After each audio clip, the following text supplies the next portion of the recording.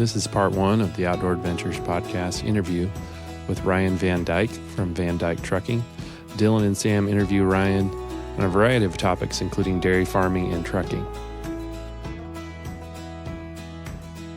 All right, welcome back to the Outdoor Adventures podcast. I've got my podcast official co-host, Dylan Williams, with me today, and his good buddy, Ryan Van Dyke from Van Dyke Trucking.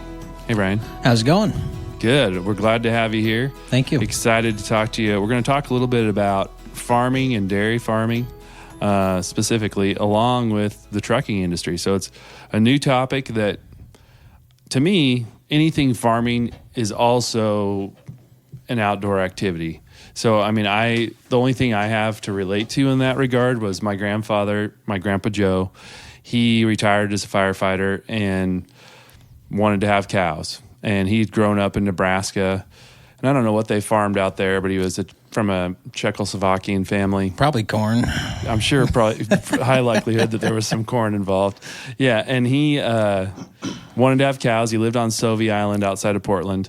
And before he passed away, he had 1,000 head of beef cattle. Oh, awesome. With him and my uncle. And they had built quite a little business there and selling beef cows and, raising them up. And I used to go to livestock auctions with him. And did they just sell to consumer direct or just sell the cows to a butcher? And I think both. Okay. Yeah, they would sell to whoever, but then also I think they would, buy some smaller cows and get them fattened up. And my uncle still has a feedlot out in Culver. Oh, nice. And then this is where the two worlds collide that you're involved in, farming and trucking. So my uncle also was one of the first guys to haul the beer mash away from the breweries. Mm-hmm. So when breweries started popping up all over Oregon, he would leave a trailer there, let it fill up with that, and that was just a waste byproduct. Yep. And he would sell it to dairymen. Mm-hmm. So he would then truck it all over the country and sell it to these big dairy farms, and he used to get it for free. Well, then the breweries were like, man, this guy's making money. I got to start charging this guy. So then he started having to pay.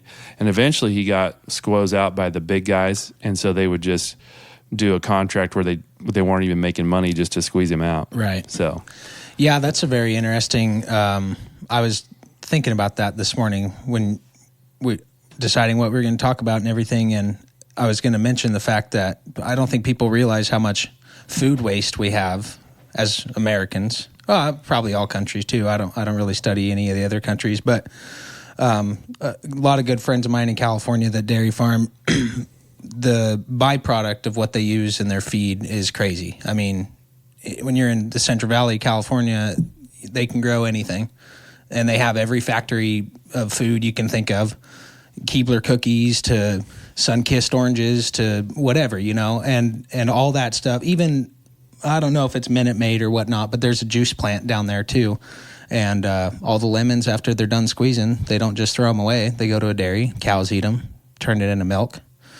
All the bakery waste from either bread factories or the, cookie factories goes right into cow feed. Any carrots that maybe you think... that's a sad part about America, too, is every food's got to be so perfect for us to have, right, in the grocery store. And I even hear Fred Meyer commercials while I'm listening to stuff online. It's like, we make sure our produce is top quality with no bruises, there's just like the food tastes the same. And everybody's so concerned they'll pick up a tomato and it's got one scar on it. Oh, man, I don't want that. It's like, what's wrong with it? All that stuff goes to waste. But the coolest part is... like with a ruminant animal, like a cow, sheep's a ruminant animal as well, where you have that 4-part stomach, they can turn our garbage, theoretically, according to people, into milk and beef or meat or whatever. So I think that's always been really interesting to me, is that all that stuff doesn't go to waste, And then you have the end of it. It comes out as manure, and there's a million different ways you can do that, whether you compost the dry stuff or spread the liquid stuff or trap the methane. They're doing a lot of that now, trapping the methane off the shit ponds in California, and they're running pipelines to the plants to power your home, to run your trucks. A really good friend of ours, he actually was kind of one of the first ones, probably, believe it or not, 15, 20 years ago, to kind of start in that venture. And he had a custom truck here in Coos Bay, pretty well-known parts. Excuse me. Pretty well-known parts, like truck parts place in Oregon, and they service the whole country. They had built a motor especially to go in a Peterbilt that runs off of methane. So this dairyman friend of ours, he was trapping the methane on his dairy, converting it to natural gas, and then he'd put it in his truck, and that's how the truck ran. That's an awesome solution. Yeah. Here I go. I like to start off saying a lot of awesomes. That's my favorite thing too. But still, well, the funniest part about that, you can do custom truck license plates in California. You can't do that in Oregon. You just get what they give you. But it was Cow Gas 1 was the license plate. So it was really interesting. They took a day cab truck, built this motor. It was tiny. I mean, it looked like a car motor sitting in there, especially a long head Peterbilt. There's a lot of room.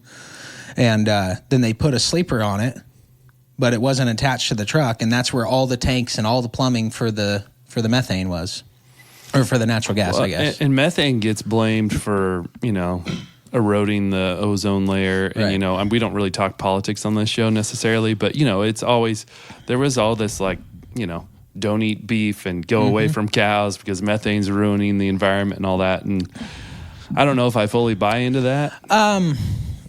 I do and I don't. I mean, obviously, if we're trapping it and making it into natural gas, then it's there, right? But I think it's really sad. I try and advocate for farming as much as I can. I mean, my family's been involved in it several generations, still is involved in it. My personal family is not, but extended family, cousins, aunts, uncles, whatever, are still involved in it. Several good friends. And people don't get the opportunity to learn how all that stuff works, and they just read whatever comes out on whatever, CNN or whatever. I just saw a thing yesterday that the UK is trying to incorporate red seaweed into cattle feed to make them not burp and fart so much. But and people think that's the solution. Well, Bill Gates is a big pusher for this, and conveniently, he just invested into this red seaweed company a couple years ago, and now all of a sudden they're going to be the leader in trying to global warming, this and that and the other. But I mean, what about all these cars? Everybody gets a new car every 2 years, and then those old cars don't go anywhere. Like, you look at LA, how many 15, 20 million people live down there, and you wonder why there's smog. Like, I don't know if people know this or not, but Los Angeles County used to be the biggest dairy county in the whole world, farming and dairy. And that's where my family first moved to when they came from Holland. All four of my grandparents all immigrated from Holland to California. And like where Disneyland was, that was a dairy. Where you go down there and obviously you would never tell that there was dairies down there, but they didn't have smog issues down there. So is it the cows or is it the people? You know what I mean? So that's a huge history of dairy farming. That's something I had no idea how many there were. I mean, I know like in Oregon, Tillamook area was kind of known for dairies. Yep. I know there's a lot less than there used to be. I've done some mortgages for some old dairymen, and they would always talk to me about switching over to organic. So, the organic buzz thing came out, and, Organic Valley will hire you to basically be a dairy producer. And they basically, you have to be pesticide free for, I think, 5 years or something. Yeah, 3 or 5 years, I think it is. You get an inspection. And those old timers were always like, yeah, we didn't really change anything. It's just we stopped using pesticides and we cleaned everything up before the inspection. And and their hay that they buy is supposed to be organic. It was, if you want to live that lifestyle, or that's totally cool.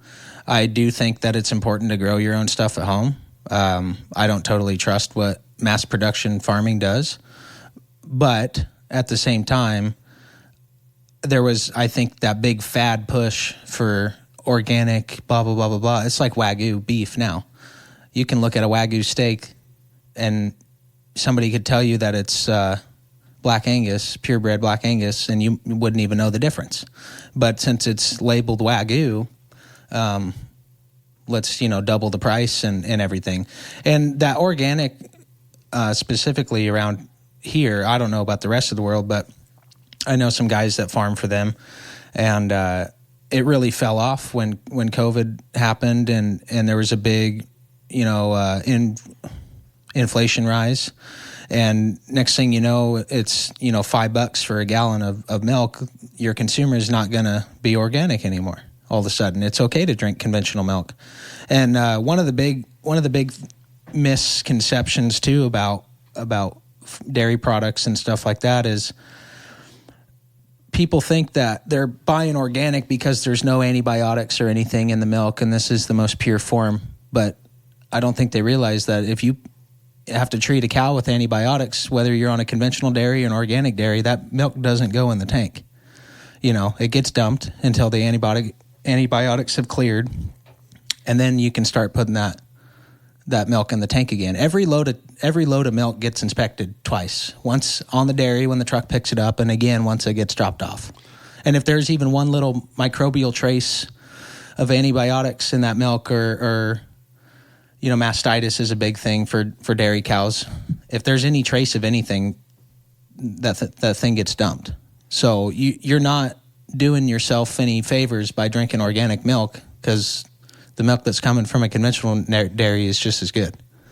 So, how did you kind of, I guess, get this, I won't say fascination, but obviously you have it's a fascination, yeah, for sure. Okay. But you have this family history, but it sounds like you've really educated yourself. I mean, is that just your personality? Do you dive deep on all the aspects of your life, or is this really just a point of interest? It's, I'd say trucking and farming, both. Dairy farming in specific, I guess, only just because my family was involved in it for so long, still have family members involved in it. And I don't know. I really enjoy it. I don't do it for a living, obviously, but I enjoy the time I get to spend on friends' dairies, or my girlfriend's dad has a dairy, and it's always just so fun. I don't know what about cows that I like. I don't think anybody that likes cows will understand what I'm saying when I say I really like cows. But anybody that doesn't, they go buy a dairy and they don't think twice about it, then they probably wouldn't understand, right? Well, and there's something for my grandfather, and he was a beef cattleman, but he loved cows. Mm-hmm. I mean, he just loved to be out in the field with the cows, out in the back of his pickup, throwing out hay before the big round bills and those types of things, checking on his cows, checking on his calves. Yep. It was just part of the whole experience for him, and his dream in retirement was to have this big cattle operation. Yeah. And he built it into something pretty cool. For me, as a kid growing up, now beef cattle, it's a little different, but just the smells of my grandpa, when he'd come in, there was a smell that wasn't necessarily negative, wasn't necessarily positive, but it's just right now I have sheep on my place, and I only have 7 ewes. I've got 3, I'm halfway through lambing season, so I've had 4 babies so far, and I got 3 to go. And I get that smell every once in a while that reminds me of my grandpa. So I enjoy that aspect. I love seeing these little babies come into the world. There's something about celebrating new life and having new life kind of be born on your place. It's just kind of fun. I'm doing it. You can't make money on a small operation. Like I've got them, I'm losing money feeding these things and vaccinating them and keeping the eagles from eating them. And I mean, I let them outside last Easter. So we're coming up on Easter this Sunday. Last Easter, I had 2 babies frolicking around, and my son goes, "Hawk, hawk!" And there was an eagle with like a 7-foot wingspan coming down to grab one of my babies, and we all started yelling at her, and she took off. And my daughter we have twins this year, and she had the twins out and was just sitting, and there was an eagle circling my daughter with the twins. And so she went and scooped them up and ran into the barn and called me. She's all out of breath, and "Dad, there's an eagle. I got the babies in the barn," And so there's just something about being around. I mean, for me, our podcast, the Outdoor Adventures podcast, but farming is a big part of the outdoors for me. It kind of gives me those same feelings as being out in the woods or being out in nature, and kind of it's man's version of nature, if you will. But there's a lot of natural elements to it. There's a lot. Yeah, there's a lot of enjoyment from, just going out in a pasture and walking around, and you've got, 50 head of mom cows with their babies walking around is a pretty cool experience that not everybody gets to do. Some people that are in that industry every day might take it for granted. It's just a day at work. But for me, when I get to be in those situations or walk through a freestall barn and look at, 600 head of Holsteins with their heads down through stanchions eating feed, it's just a cool feeling. Back to the smells thing, growing up, going to like my mom's uncle. We're kind of one of those families that, it's my mom's uncle, but we just call him my uncle, right? It's really my great uncle, or I guess. But going to my mom's uncle's dairy in Southern California, we'd ride around on the golf cart, and the smells of the alfalfa, the smells of the corn silage. A lot of people like the smell of corn silage, but a lot of people like it when it's freshly chopped. I like it after it's fermented for, 6 weeks and they start feeding it or whatever. And it's just got that just kind of pungent stench to it, and it smells great. And a lot of people think the smell of cow shit's just disgusting, and I think it's awesome. You go by a dairy on the road and you can smell it for 2 miles, and that's a big complaint for a modern American. But to me, it just kind of reminds me of, I guess, growing up, or just something I've always loved. I've loved it since I can remember. I definitely think you're unique in that love of the shit pond smell. Yeah. I think that's an official term, but Yeah. I know when we would drive by everybody would be like, who farted? That was always the thing. Yeah. And it's like when we used to, when the paper mill was still going, you'd smell it on the freeway, and when the wind was just right. My parents, where I grew up, they live about 5 miles south or so of where the paper mill was, and you'd smell it, and it never bothered me. It kind of reminded me of corn silage, just that them putting all the paper into the boiler and boiling it down and stuff. But no, it's always just been something I've really enjoyed. Even down to like milk barns, to me, are super cool. The different ways they set them up, what equipment people run. Rotary milk barns are becoming a really big thing now for efficiency. You can get the cows in. They take, I don't know if you've ever seen one before, but a traditional milk barn, back in the 40s and 50s would have been like a flat barn. All the cows come in and you move a milking machine from one to another. So that's how my grandpa first started milking when they came over. Well, when he was old enough to start milking. And then, it transitioned into, they had a couple hookups, like a 6 machine flat barn, and then it transitioned into a pit style. So now you got a double 6, and the cows stand up above you. And then as dairies got bigger and bigger, some of them now you'll see a double 48. So you'll have 48 cows on each side getting milked, and there was, different variations of all that, herringbone style and parallel style, and now transitioning into the modern world with rotaries, and then robotics too. Robotic milking has become a really big thing as dairymen try and battle the struggle of employment issues. So that's pretty sad, but we've come to the point where all of a sudden everyone's too good to milk cows, right? Which, I mean, it's shitty work.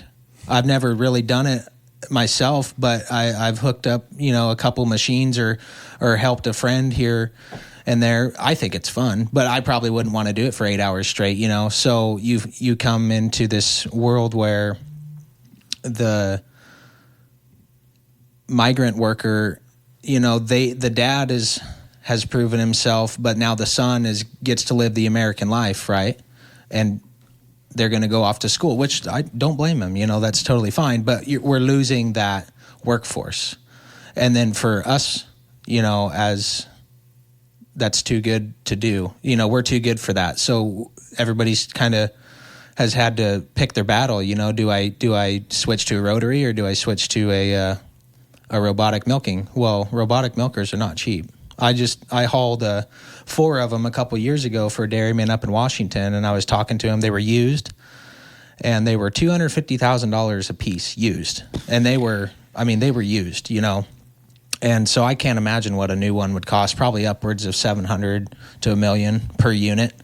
It's great in the fact that you don't have to, you're going to get your return on your investment, right? But, it's interesting. The cows go in there when they want, and if they've been milked already, they get pushed out, because cows get milked, 2 times a day on average, sometimes 3, depending on the size of the dairy. But yeah, it's really interesting. That's it. You got to sell a lot of milk to get the return on that investment. Mm-hmm. I do want to jump in a little bit. Sam, you mentioned at the beginning that we want to consider farming part of the outdoors and stuff. And we're going to try to mix in some more of these podcasts with different types of things just for the ordinary life. And then also I wanted to jump in back to the fascination thing with you, Ryan. Did that fascination start because your family had the dairy, or is that something after you hauled to a dairy or something? And probably because my family was involved in it. That's where I would have got my first glimpse of it, So I guess if you want to hear the full story, when my grandparents came, I think my grandma was 7 when they came over. They came over on a ship to Hoboken, New Jersey, rode the Santa Fe for 3 days from New Jersey to Southern California into the Chino area. And my mom's also from Chino. And then my grandpa, he came over when he was like 3 or 4, probably too young to remember, but they flew over. And back then when you were trying to leave, post-war Europe, this is right after World War II, 47, 48 or whatever. When you were trying to leave there, you had to have a sponsor here in America already that basically was going to say, hey, I'll give you a job, I'll take you in. Otherwise, you couldn't come. Like if you had nobody here, you just couldn't come over, right? And I don't know when that all changed. My grandma is just an amazing historian, and that's probably where I get, and her dad was too, and as well as photography. That's probably where I get a lot of my passions for that kind of stuff, understanding family history, writing things down, taking pictures of everything. My girlfriend, she makes fun of me all the time because I take a million pictures while I'm doing stuff, whether it's my truck or we're at the dairy or just in general. I just like to have pictures. I like to look back on it. Well, what's cooler than sitting down? I listened to your one podcast with Dylan's dad and his uncle. And what's cooler than sitting down and flipping through a photo album? And every picture's got a story, right? And so I've sat down with my grandma a lot over the years growing up and hearing all those stories of when they got, even last Sunday we were texting back and forth about what ship they came over on and all this stuff. But anyway, so they came over and I don't know, I can't remember who my grandma's family's sponsor was, but as far as my grandpa, George Van Dyke, his uncle or his great uncle, I guess, was already here in the 1920s in Southern California. He had a dairy. And so they started working for him until they, got enough money to buy their own cows, and then they'd rent a dairy down there. And they moved around that area a little bit. Santa Ana, Anaheim, Artesia was the big area, which Artesia is not even really a town anymore. It's called Cerritos now. So if you ever going down I-5 south of LA and you see Cerritos or Commerce area, that's where that's where most of the dairies were. Anyway, so in the 60s, I guess you would see a big push in South LA for housing, freeways. That's kind of when everything started, and all those dairymen, if your dairy had the freeway, if the freeway was going to come through your dairy, you're going to have to move. If housing tracts were going to come where your dairy was, you're going to have to move. So they got paid out very well. Our family, we didn't own a dairy down there. We just rented and owned our own cows, or my grandpa did, or great grandpa, I guess. But so a lot of those guys really struck out pretty well because the freeway was going to come right through the back acre of their farm. And so then they moved, everybody, you saw this migration that moved out to Chino, which was East LA, Ontario area. I don't know if you are familiar with that area at all, but so that's where my mom grew up. When all those dairies came out of Artesia, moved to Chino, everybody had the money. Well, not everybody. A lot of people just had the money to build, boom, brand new dairy right there, a lot bigger size than they had in Artesia and everything, and life was good, right? Because they cashed out on the Exactly. freeway coming through. And can you imagine being having to build, like what they had to do to get that ground? You know, Oh, yeah. like if they were going to build right where the pond was or something. Mm-hmm. And Dylan, I apologize. We go podcast official and make you the co-host, and then we don't let you talk.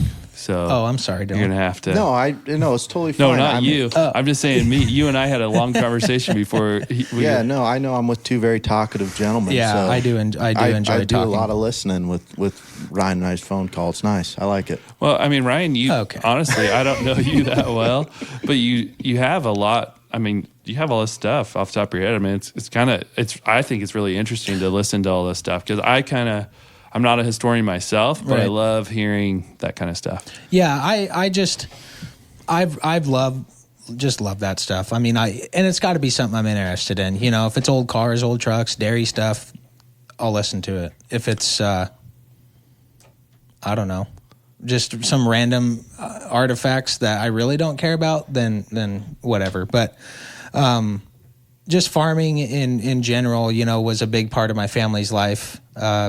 So I've just always enjoyed it. So yeah, they ended up moving to Oregon because at that time when everybody was migrating to Chino, and then you're seeing it now again in Chino, or you have been the last 10, 15 years. Now the freeway's coming into Chino, the houses are coming into Chino. So you might have got lucky enough to cash out again, and let's move up to the Central Valley, or let's move to Texas, or let's move to Idaho or whatever, and kind of start over, right? So take that skill set, like we've talked about hunting, take it to somewhere else, start it over, and do it all over again, like you're saying. But it wasn't, when they cashed out, it wasn't typically, sounds like enough where, hey, they're going to be able to retire forever. It wasn't like that kind of money. Or was it? It was a lot of it was a lot of money. I mean, I'm not gonna speak on how much it was because I don't know, but it was a decent amount. If you got the freeway coming in, I understand from hearing stories. If the freeway was coming in, you got a lot more than if it was a housing tract. And then if you got industrial buildings coming in, it's a lot more than a housing tract. So, but anyway, so I guess in 67 or 68, somewhere around there, my great grandpa and George, they didn't own a dairy down there, so they weren't going to cash out on the land, but they owned the cows. And at that time, everybody's leaving, and they had looked at a couple dairies in the Central Valley, Tipton, Tulare areas. And then they, kind of heard about Oregon, and they came up to look at it, and they're thinking, man, what the podunk town, this is the boondocks from what we're compared to, Imagine growing up in South LA in the 60s, 50s and 60s, where you've got Hollywood just up the street and everybody wasn't so woke then. And you could go out and get a soda for 5 cents and cruise your 61 Impala up and down Bellflower Boulevard and go to the drive-in with your friends and stuff. And yeah, they didn't have that in Oregon, right? Yeah. So that old world Hollywood had to be awesome. Yeah, it had to be a that's whole where different experience. The cool music was coming out, Ray Price and just all this cool stuff from the 60s. But when you came to Oregon, you could double what you had for your money. I mean, so they ended up renting 2 dairies. From what I understand, they rented those farms in Corvallis, bought new cows or moved the cows up there. I can't remember. And then they ended up buying a dairy and kind of refurbishing it and adding on to it in Salem, West Salem, off of Wallace Road. It's still there. Just go up Wallace Road as you're headed to Dayton, and there's a real sharp corner to the right, and the dairy driveway keeps going straight. So that's where they dairied for a long time, and that's how my grandpa started driving truck as well. He dropped out of high school his freshman year because he just didn't do the school thing very well. Just didn't like it. I'm not going to say he liked screwing off, but he liked screwing off. He'd rather be working, making money. And so his dad basically told him, hey, if you're just going to screw off in school, you're going to work full time. Well, that might sound like a threat, but to my grandpa, okay, that's fine with me. So freshman year, he started milking full time. And then they had sold their cows, and there was a period of time before they moved to Oregon. They were trying to decide where they wanted to go. So my grandpa got a job at a roofing company, and that roofing company was right next door to a place called Artesia Hay and Grain, and they had really cool milk trucks and really cool hay trucks and everything. So he always loved, they'd come into the dairies and deliver stuff, and he just thought trucks were the coolest thing ever. Screw these cows, screw getting up at 1 o'clock in the morning, even though in the trucking world you get up at 1 o'clock in the morning. But he just always wanted a truck. So when they moved to Oregon, you didn't have these big dairy big feed companies up here at that time. So you kind of had to make your own hay or haul your own hay. Well, here in the Willamette Valley, as many people will know, you can't grow alfalfa. It's just too wet, right? And so he bought an old Chevy flatbed truck and rebuilt the bed or built a new bed for it or something like that and started hauling hay for their dairy. And then that turned into hauling for neighbors' dairies, and it kind of just escalated from there into what it is now. I was wondering how we were going to transition from dairy farming to trucking, but it's, I nailed it. It's a natural. So before we move on to more of the trucking stuff, where do you see the future for the dairymen? Like, a new person trying to get in. We've talked a little bit about this. Like, it's hard. If you don't own your own ground or you don't get it inherited from family, I mean, the barrier to entry into that industry is a lot to overcome. Yeah. And I've talked to several people because I've always thought about, could I do this myself? Is that a path that I could see myself taking if I wanted to, right? And from the outside looking in, it's simple. Buy some cows, you get a milk contract, blah, blah, blah, blah, blah. But you don't realize, feed is at almost an all-time high. I think it's dropped off a little bit, but there for a while, it's been an all-time high that it's ever been. I mean, you're just paying out the ass for feed and hay, and there's a shortage of everything. The last couple of years of weather where all the hay comes from, there's just been no rain. Utah, Nevada, Arizona, they really struggled. And so that's going to drive the price of hay up because there's not that much. Instead of getting 6 or 7 cuttings, these guys are getting 4 or 5. Well, that's a lot of hay that's not out there. I'm not going to say it's impossible because I, like I said, I've never done it myself, but there's a couple pretty good friends that I talk to that are pretty successful dairymen, and some will say, what are you doing? Don't even think about it. And some will say, it'd be an uphill grind, but I think you could get it done. But I think it would really have to take, the right person that has not only good business smarts and financial smarts, but just knows how to be a good farmer and has the people that they can talk and connect with that can give you those insights of how to do things right, or what's a good thing to do and what's a bad thing to do. If things are going good, the milk price is up, save your money. You don't go buy new tractors and don't go buy stuff you don't need. You need to save that because that milk price or that feed price is going to fluctuate a lot. It's a very volatile business. Yeah, and the agritainment too, the whole let's take what we're doing in the farming world and turn it into something that the general population would want to come tour or have some specialty cheese or pair it with one of these local vineyards or, go the boutique kind of approach. That niche market's been a big thing. I know of some farmers in California that they transitioned into a goat dairy. And they make goat milk and goat cheese and stuff like that. Now, that doesn't really seem that fun to me because I don't really care for goats or sheep. But if that's the way your life leads you or the Lord leads you in that aspect of things, you kind of just got to go with it. And so like Tillamook, they're a very, you mentioned Tillamook earlier, they're a very well-known cheese brand. Ice cream, they've delved into cream cheese and sour cream over the years. And there's a dairyman over there. He's on social media. His name's Derek Josie. I've talked to him a couple times. I don't think he would know who I was if I showed up at his place, but he is a real big advocate for what they do. And if you look him up, it's TDF Honest Farming on there. It stands for Tillamook Dairy Farmer. And he's just like clear glass. I mean, this is how we do things, and this is how stuff is done. And some people really enjoy it, but he gets a lot of hate for it too. And it takes a special person like himself to be able to combat with the haters, I guess you'd say.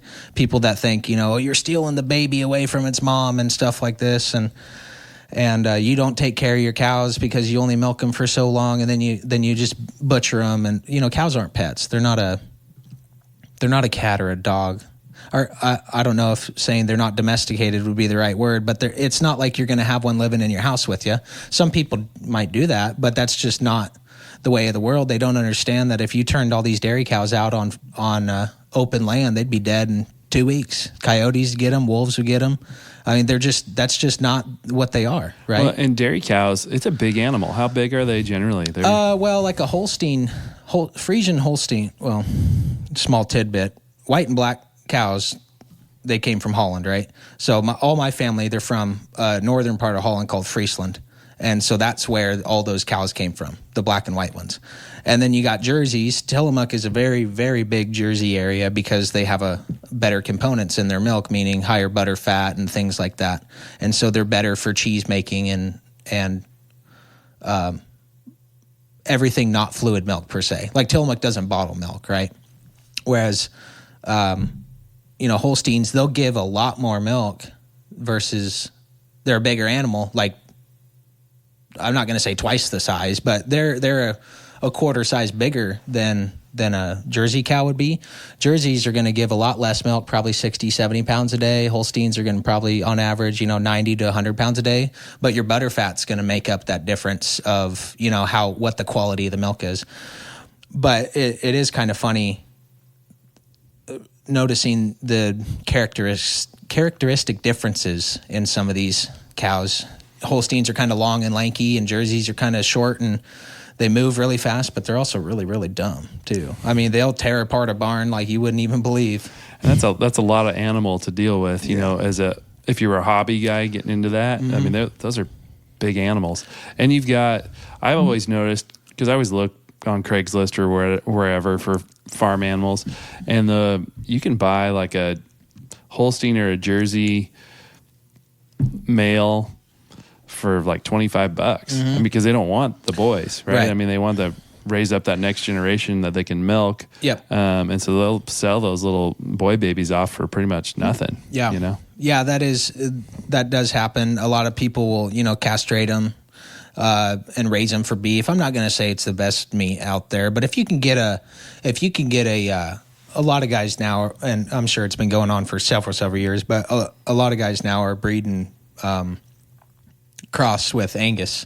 So they'll put like Angus semen into a Holstein heifer or whatever, and it'll pop out a little black and white thing that kind of looks like a Holstein, but its meat's going to be a lot better, right? And if you have any black on a cow, you can call it Angus beef. I mean, that's what I heard. That's the rule. Yeah. So but as far as like kind of back to the beefing thing, like I don't think a lot of people realize too is if you like to go down to McDonald's and get yourself a quarter pounder or a Big Mac or whatever on occasion, a lot of that's dairy meat. Holsteins that have kind of reached their lifespan, Jerseys that have kind of reached their lifespan, they go to slaughter, and that's kind of what they are using that meat for.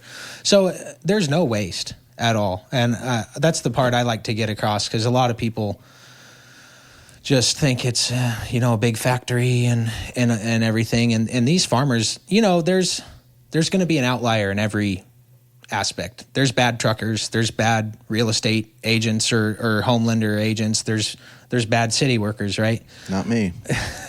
But you can't let one or two bad farmers that you've seen, or let a propaganda video that you've seen infiltrate your thinking on how these animals are cared for. A dairyman's not going to make money if he doesn't take care of his animals. Yeah, and like you said, the no waste thing. I mean, we've all heard about the Elmer's glue coming from, the bones or whatever. I mean, I really, every part of that animal is getting used. Cat food, I feel like a lot of people too don't, like, it's hard to wrap your head around, like, that's a food source. That's what they're using them for. Yeah, and they're getting everything out of that. That's what they've always, sorry, I need to turn my mic here a little bit. That's what they've that's what they've been, bred for, and that's what their purpose is, right? Yeah. Just as a head of lettuce is for a salad, right? I'm one of those creepy guys that likes to watch those abscess cow videos on Facebook where they, a cow's got a big old abscess and they go and poke that thing. Yep. That is just amazing to me. I'm just always fast. Whenever I bump into one of those, I'm like, okay, I got to watch this. Yeah. Yeah. Yeah, there's a lot of stuff. And it's good to see some more people on social media posting what they do. There's a hoof trimmer on TikTok that I watch quite a bit. I've seen those hoof trimming. Those are cool too. Yeah, it's really gross. Like I my stomach doesn't turn much for anything, but seeing an abscess in a cow's hoof is kind of disgusting. But what are those usually caused from? Do you know? They could step on a nail. They could just some sort of infection of some sort. Step on a rock. And it gets wedged in there somehow, and then you don't catch it because the hoof trimmer is not there every day. Maybe on a big dairy they're there every day, but they're working with different cattle, right? Yeah. And it's just same thing as mastitis, right? It's just an infection. Mastitis. That's why I don't know if you've ever been in a milk barn before, but they post and pre-dip their cows before and after they milk with an iodine solution. That's kind of a antibiotic type of, it's not an antibiotic, but it's just kind of a type of sealant sort of. And because those cows are going out of the milk barn, they're going to go back down and lay in their free stalls or lay in their open lots, and they're laying basically in dirt, and if they end up peeing or pooping where they're laying, because cows like to do that, if you get anything up in that teat, then it'll get infected, and that's where that mastitis comes from. But and as a farmer, you want to give your animals any advantage you can. So like my really small scale sheep thing, I try to like really up my feed when I know I got mamas and I wormed everybody this season because last year was my first lambing season, and my mamas didn't do very well after giving birth. And I watched all these online videos. I thought I had a calcium deficiency on my pastures, and was giving them all this high quality feed. Well, then I watched another sheep guy who his moms looked just like mine. They were just real lethargic after giving birth and like having trouble walking. I mean, just in really bad shape. And he said her parasite count was just high. And so I wormed them all this year before lambing season. They're doing great. They're doing so much better. So you learn as you go along. Yeah. I mean, I'm new to this. I mean, we have the advantage of YouTube and all the technology out there. I was just going to say the wealth of information that everybody has nowadays. And I think you and Jay Yellis touched on that. You can learn to fish in 10 minutes on YouTube, or find out what works. And Jay was speaking on the fact that, we had to go talk to people. Yeah. And not everybody wants to talk, Not everybody's going to give their 2 cents. Or their trade secrets. Or if they do, it might be the wrong one, And just because they don't want you to know. But Facebook and groups and stuff like that is awesome. Same for the trucking industry too. I like that you brought up that they're not pets though too. So that's my struggle with these sheep. You raise them as babies and they're cute and they're out frolicking and jumping and they're doing all these things and they're just, I can't. I like the thought of eating them after you raise them. What is your plan with them? Well, I kept all of last year's babies, but our pasture's at capacity, so I have to sell this year. So I'm just going to sell them, and I don't want to know what people are going to do with them. But I've just, that's my plan. We have some wool. Some of my sheep are wool sheep, others are not, and so I'm trying to figure out how to best utilize that wool. But there's really honestly not a whole lot of money in sheep. I think the cow arena is a little bit easier, at least on a small scale. It's very difficult to make money, but like you get at, the one thing is with an animal that has such a low IQ, that helps you understand why people can eat them, because you're kind of like, okay, this is food on the hoof, to a degree. Well, so when you got started, was there were you planning on eating them when you got started? Well, so how we got started and when we bought our place is there was one sheep left behind. And so we bought the house with this old sheep on there. And then her name was Sheila. And we decided we need to get Sheila a companion. And so then we got Larry, our goat.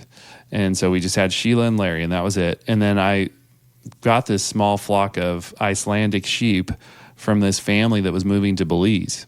And so they were selling all their livestock. I don't know if they won the lottery or what, but they were getting out of Dodge, and they were selling their place, selling all their cows, all their sheep. And so I bought their small flock, which was, I think it was 4 ewes and actually 2 rams. And one of the rams we called LJ, which was for Little Jerk, because he would chase my kids all around the place. And they're mean. Oh, and he was always getting out, and he was strong. And finally, like, he was just harassing. He didn't mess with me as much, but my wife and my kids as soon as they get out of the car, they'd run because he would get out. And like my son, one night, he's got a box of like small mini snack sized chips, for his lunches. And that he comes running off the hill, and I run to get in between my son and the sheep because I knew he was coming after my kid. And I grabbed that box of chips and put it in between us, and chips were flying everywhere, He got sold relatively quickly after that. So, but I got into it with just the intention of maybe eating some of them, selling some. I mean, obviously in Oregon, if you can farm part of your acreage for a couple of years, and you can get a property tax deferral. So that was my thought. But when you really factor in all the work and expense, that tax deferral doesn't go very far. That 20. I keep telling my wife we're going to get a tax break, and she's like, "So how much did you spend on grain last month?"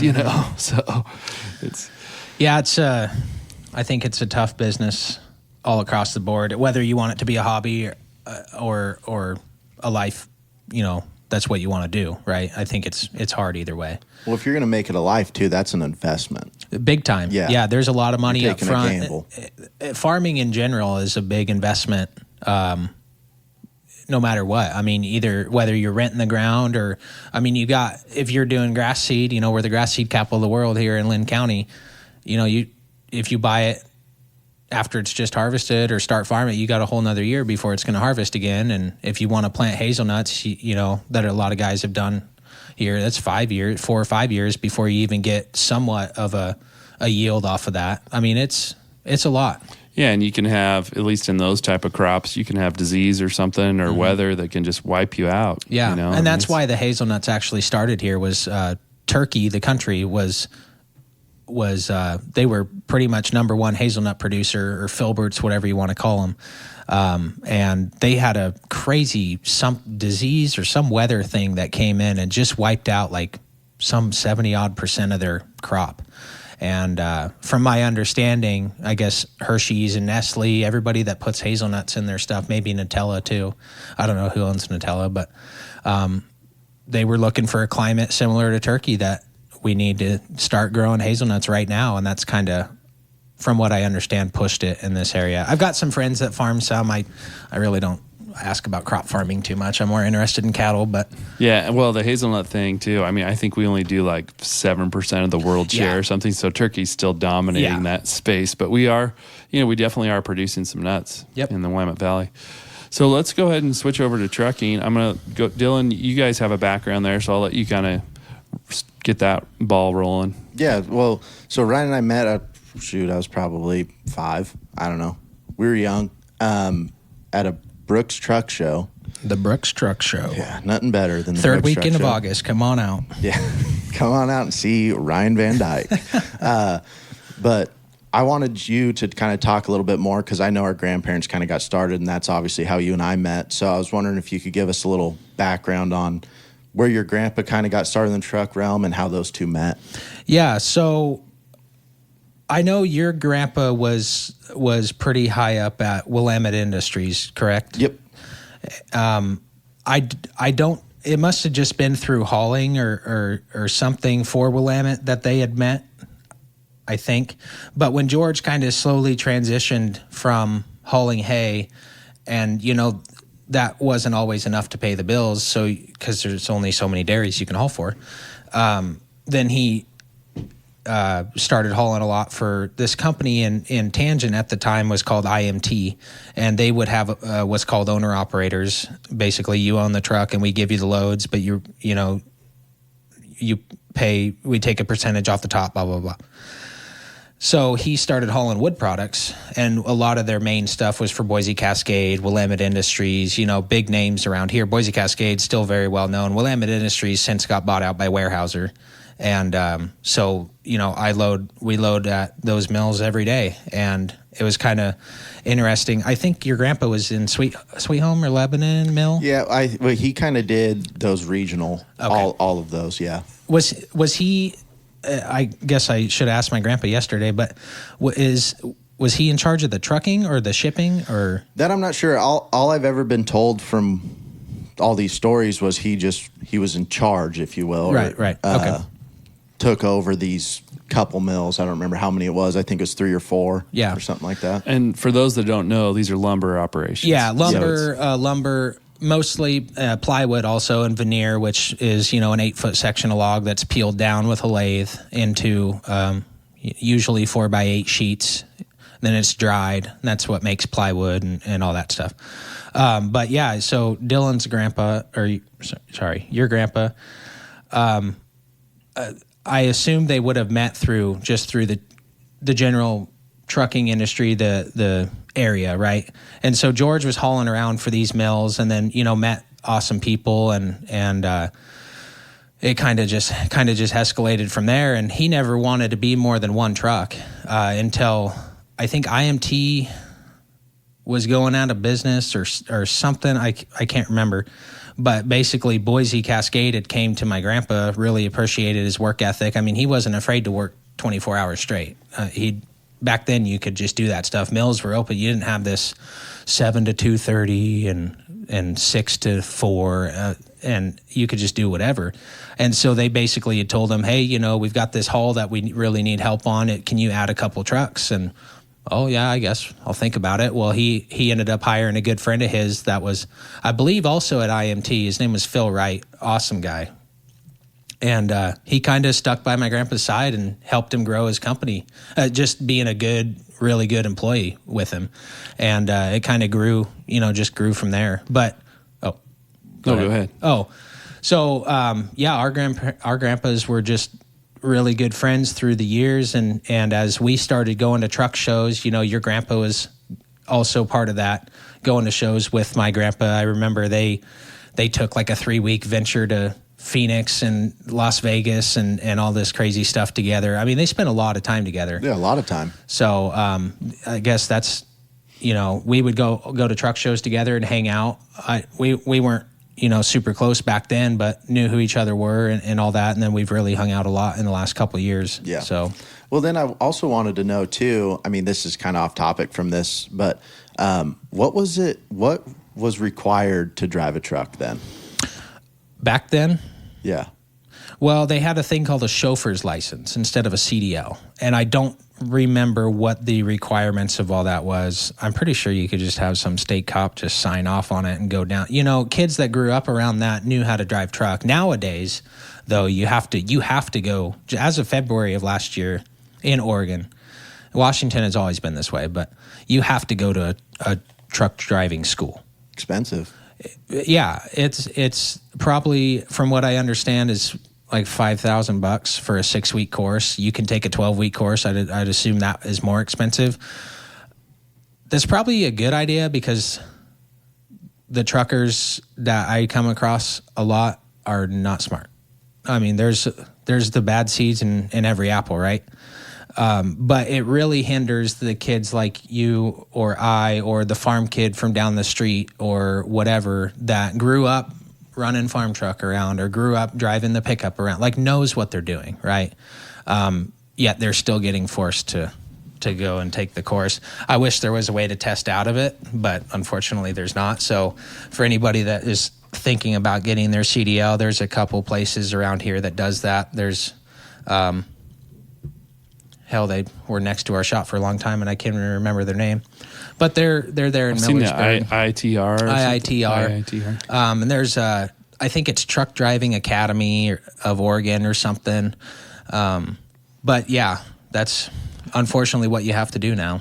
Dylan, what was the name of your grandpa's trucking company? Well, it was First Creek Trucking, I'm pretty sure, yeah. And I'm not necessarily sure on how that really started.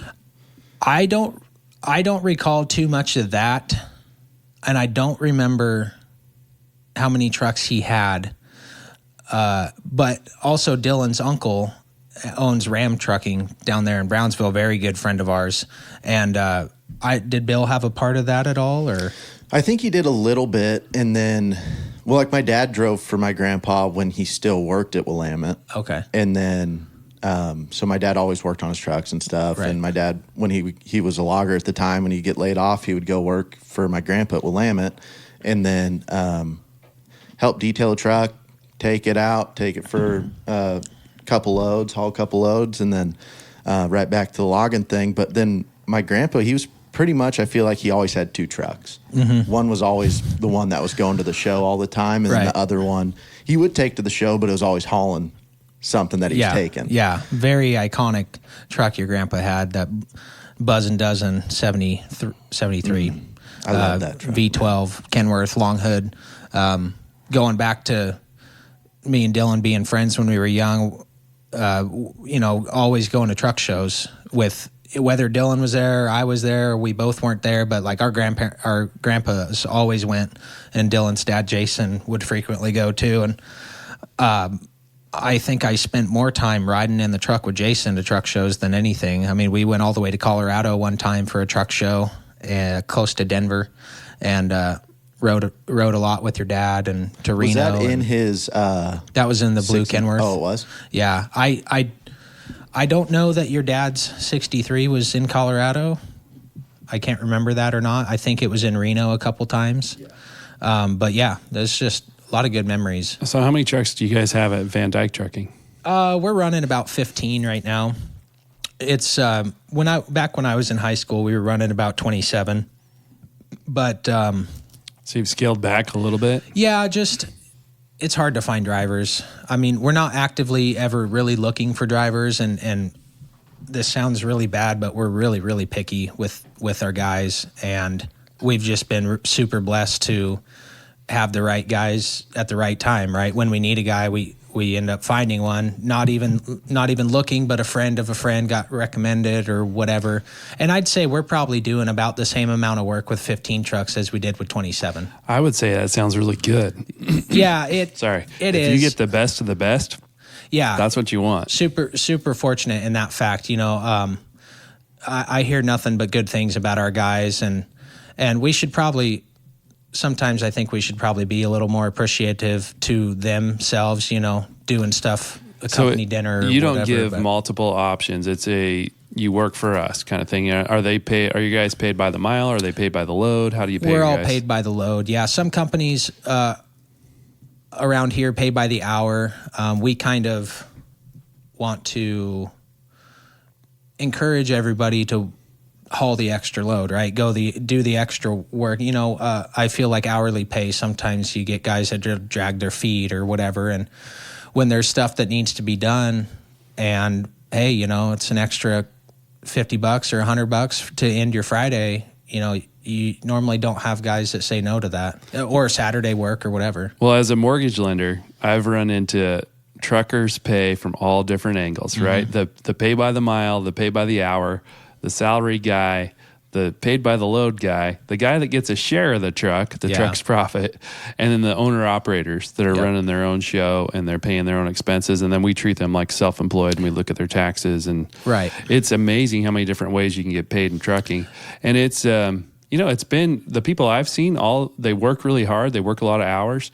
It's hard on your body, I think, being in a truck. And I don't think people really realize, that toll. My dad worked for one of the local titanium plants as a material handler for years. So he drove the truck back and forth from Albany to typically Portland or Salem, and he'd do 2-3 runs a day kind of thing, and he'd go back and forth with big hunks of titanium that would need to get tested. So he would take a load up there, get it tested, have to find something to kill time with in between, and then bring stuff back. And he was hauling back and forth pretty much every day. Mm-hmm. And so he was a truck driver in that regard, but he came home every night. He wasn't on the road, not long haul. He wasn't sleeping in his truck. He didn't have a truck like that. Right. Yeah. Most of our guys are home every day now. Back when we were running more trucks, we had guys out. They might leave Sunday afternoon and they're not back in the yard till Friday. And we've kind of changed not necessarily because that's what the drivers wanted, but just a lot more local work has picked up in the last couple of years to give us the ability to keep guys home, and everybody's really enjoyed that. I've always been a guy that's been home every day. We kind of offer two bases of pay. One that says, I need to be home every night, and you will be. Or one that says, hey, I'm okay staying out if I, need to run to Boise or Spokane. Because we still do some of that Eastern Washington, Western Idaho. We stopped running to California. We stopped running to Texas. We used to do the Western 11, basically, which is Oregon, Washington, and California, Nevada, New Mexico, all that stuff.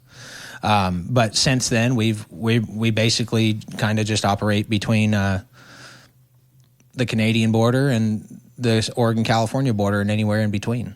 What are you guys hauling typically? Mostly building materials. I'd say 99.5% of everything is building materials, whether that be in the form of, lumber, green or dry, veneer, green or dry, finished plywood, coiled steel. We do a lot of coiled steel for a company out of Washington and a company out of Oregon, and they're building hay barns, and if you want a metal roof on your house, they'll form it for you. And we haul out. We haul most of the stuff in there, but on occasion we'll also haul stuff out. They're formed pieces that are going to a job site. We recently just stopped hauling Pepsi. We hauled Pepsi for 25 years. Hauled that all over Oregon and Washington, which is, I tell people we haul Pepsi and they're like, what the heck? In a curtain van, how does that work? But yeah, they would just dock load it and right down the middle of the trailer. So that was always pretty fun. Got to go to Costco's and, you might snag a free case of Pepsi once in a while because the thing was damaged and the forklift driver was feeling good that day. So now you're walking out with a 12-pack of Mountain Dew or something. But so we've really come a long ways from hauling hay. My uncle still hauls quite a bit of hay, and I used to do that with him when we had the chance. Are you what type of trailer setup do you have? I mean, are you strapping your loads? Yeah, mostly everything. We've got a couple variations. Mostly everything is 53-foot 4-axle Western trailer. They're built in Boise, Idaho. The only reason I'm asking is my wife works in insurance, and she does a lot of truck driving type things, and she deals with workers' comp side of insurance. Oh, yeah. And a lot of these trucking guys, they get hurt by the straps. The two most common things that I've heard her talk about, and she can't go into details or anything like names or anything, but she, a lot of slip and falls. So, it's icy outside and you get out of your truck and you just totally go down, and then messing with those straps. I mean, those straps are pretty dangerous if they come loose or you got all that tension or whatever. And I just fell on my butt yesterday because of that. Yeah. I was tying down and a strap ripped. And if you've ever had that happen to you, the second it's coming because you hear it start ripping. And that thing, when you've got several 100 pounds of force on that, and then you got your winch bar, and I'm not a small guy, 220 jumping up on this winch bar, and boom, the strap rips. Next thing you know, you're on the ground and everything. I've never gotten hurt, and even if I have, I never filed a workers' comp for it. But I think a lot of guys like to do that. But well, now there's all these driving cameras. I mean, that really works for her and her job. Is if somebody can tell him, or if there's a vehicle accident involved. It's really the only way to save yourself anymore. Nobody can take each other's word. Yeah, a lot of these trucking companies require the video just to protect everybody. I mean, It does protect everyone, and it's nice for her trying to do her job and figure out what actually happened. Yeah, understand what actually happened. So, but yeah, back to me and Dylan going to truck shows and everything. That was just a highlight of my life. Every 3 years we'd go to the ATHS National Show when it was here and getting to hang out with everybody, and then having lunch with Bill, your grandpa, every once in a while, and it's just a cool way to grow up. Yeah, and Dylan, your grandpa is famous for hauling like a Christmas tree, like one of these big, huge Christmas trees across the country or something. I was going to ask you about this because I couldn't remember where this tree went. Goes to Kansas City, downtown Kansas City, Missouri. That is Dale's company, your uncle. Yep. And they do it every year. It gets donated. Well, I don't know if it's donated, but it gets chopped down in Oregon, and then they chop off a bunch of limbs and they put it on a Ram truck. And I don't know how they've been doing it a long time. Yeah. Well, I know that my grandpa did it for a lot of years. Oh, I think it probably must have had something to do. Willamette Industries, I would assume, donated the tree or something like that. That would make So is it sense. just like the city's tree? Yeah. So you go to downtown New York around Christmas time. There's a giant Christmas tree right in the middle of town square or wherever they put it. So Kansas City does the same thing. Downtown Kansas City, Missouri has a huge tree. And they'll cut it down. They'll chop off a bunch of limbs. They'll put it all on this. They got a trailer, not necessarily built just for this, but it's a step deck that stretches out. So it's 100 some feet long or however long it is. And then they bring it over there, and the mayor comes and they do an inauguratorial event. It's usually right after Thanksgiving, and it's on the news every year. And Dale's been known for having some of the nicest trucks in the country, and so it's pretty cool to see a Ram truck pulling in on the news, dropping this tree off. So then they reassemble it, nail and screw all the limbs back on, and everything like that. So, and there's a big, sorry to keep interrupting, but there's a big sign on the side. My mom is in the sign business, so I'm pretty sure she made this, but it says "Merry Christmas from Oregon." Merry Christmas, Kansas City from Oregon. And it's got the Ram logo on it and the logo that whatever company the tree came from. And yeah, that's pretty cool. And then also our logo was built from Ryan's mom. yes, the podcast logo.